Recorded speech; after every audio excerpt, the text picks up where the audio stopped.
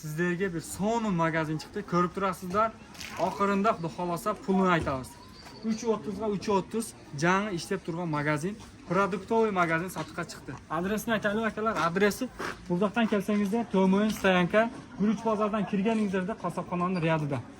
Buzoqdan kelganingizda o'rtoqlik qassobxonalardan tushqa kelganingizda Osh kafesining yonidagi produktoviy magazin sotuvga chiqdi.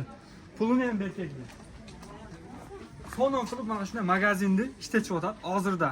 Pulu 1.600.000 deyilyapti. Qiziqqanlar bo'lsa nomerlarni qo'yib beramiz ekranga. Chalasizlar. Qizilqiyaning ichidan produktoviy magazin sotuvga chiqdi. Zo'r xadavoy yerdan sota turgan magazin.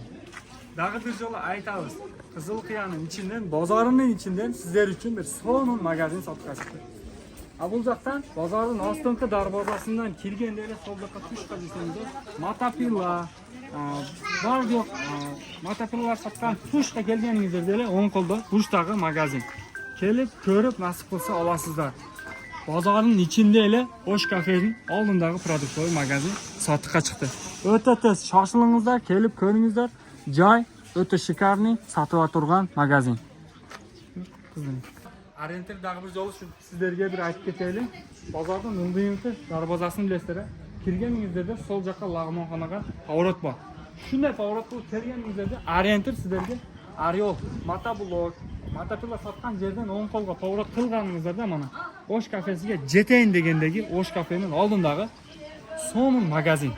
Kelib bemalol Orientir sizlarga ko'rgizdik. Ko'rib magazinni yoqsa suylashib dogovor qilib olasizlar. Yoqqanlar bo'lsa bemalol kelaringizlar. Bu yoqda o'rtadan kelganingizda o'rtoqlikda qassobxonaning riyadidan ikkinchi riyadagi qassobxonadan tushqa kelganingizda Osh kafening jonin deyli.